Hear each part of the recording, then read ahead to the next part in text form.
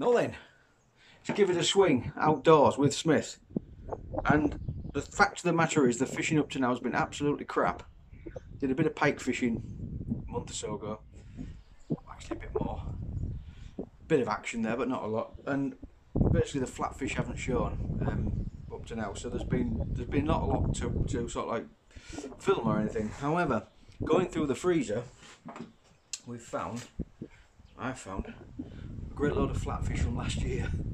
Now then, you might think, oh, we don't eat them, they'll be really, really bad. But you won't die. It's probably not the best tasting fish, but you won't die. And I've actually done this before, so I know I'm going to be safe. They've been headed, they've had the guts taken out. Now they just need filleting. That's a pretty easy job. Got a filleting knife, got a stone, sharp stone.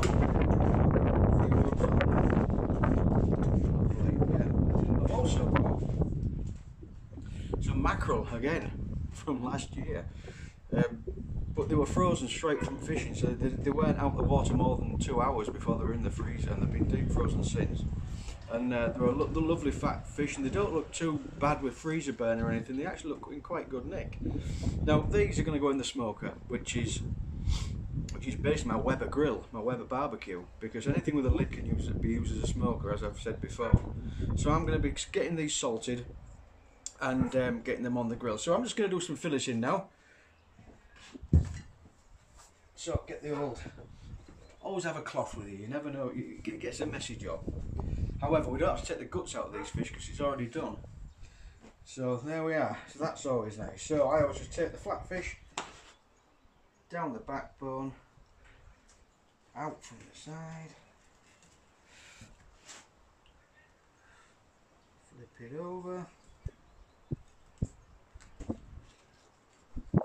backbone, then you run your filleting knife along the ribs, over that little nodule that these flatfish have.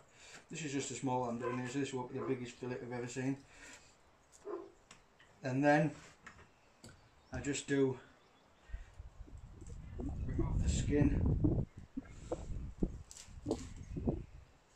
when I can get hold of it. Slippy.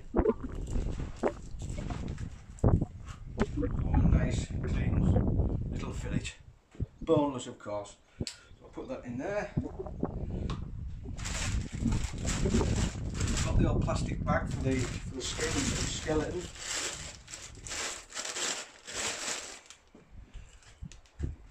You can actually see by the colour of the skin that they've been in the freezer a long time. Or should I say the colour of the flesh. But it's to do with, it's not that it's become dangerous, I think it's just that it's become not your prime fish. Let's have a look over the bump, down to the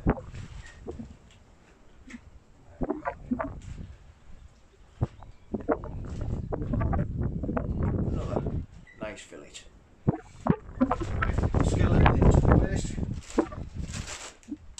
Now I should be saving those really, because I could use them to put in my lobster pots and my crab pots, but you know what?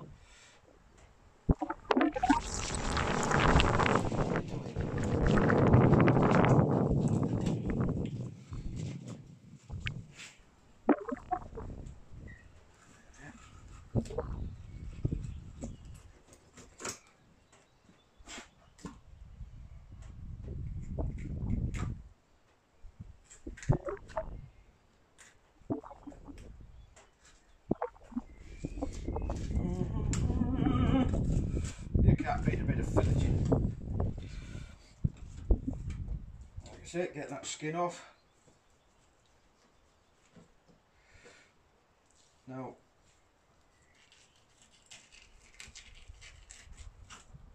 lovely.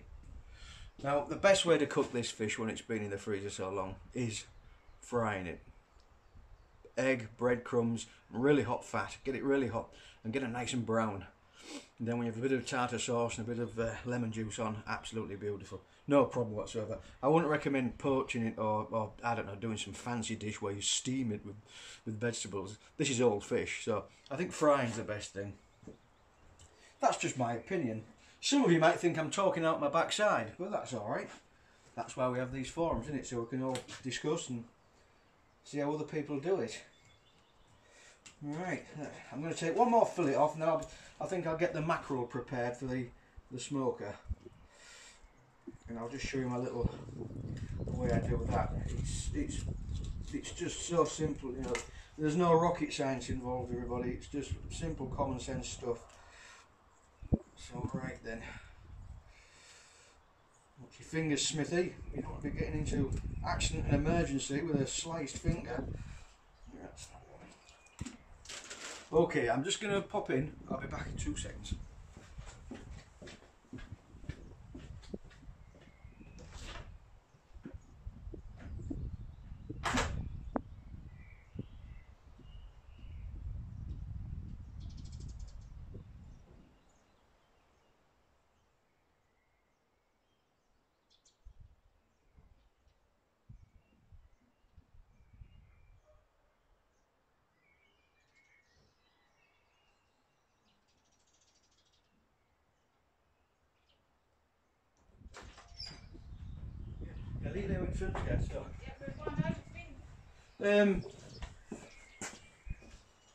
Oh, do you mean long?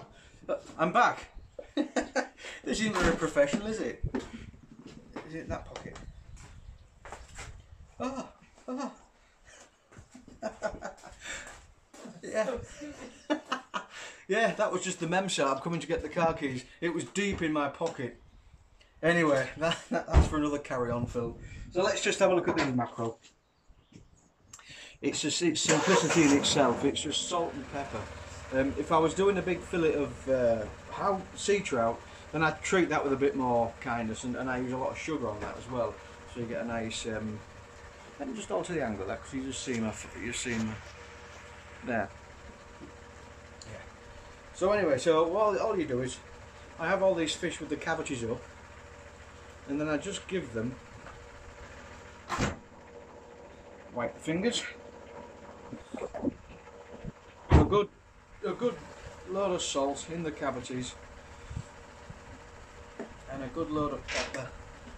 Again, this is no rocket science. This might look like a lot of pepper, but it's quite amazing how the oily mackerel really takes in the taste. It doesn't get too overpowering. Then I'll just turn them over like this onto the backs.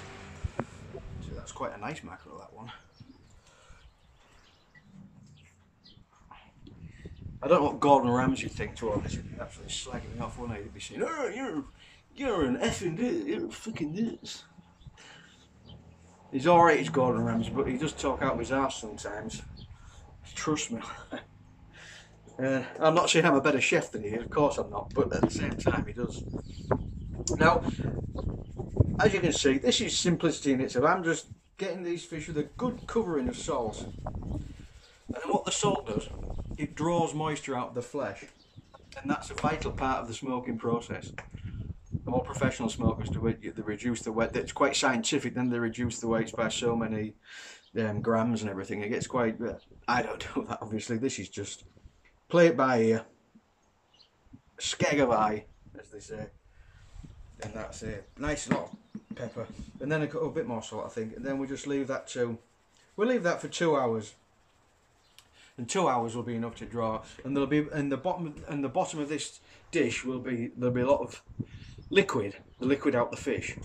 Again, back to the process of the salting to remove the. So there we are. You've got proof in the pudding at the end of the day that it's worked, and then it's all just ready to go on. Now these size fish, I would say, they're quite different size fish.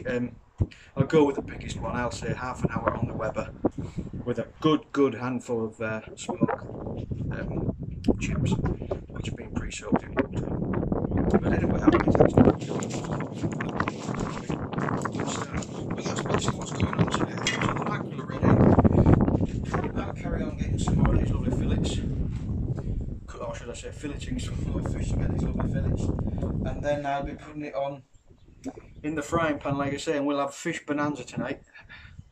That's what's happening tonight. We've got some bubbly in the fridge, and we've got some cold beers. In fact, there's so much fish, we won't be having many potatoes with it, I can tell you now.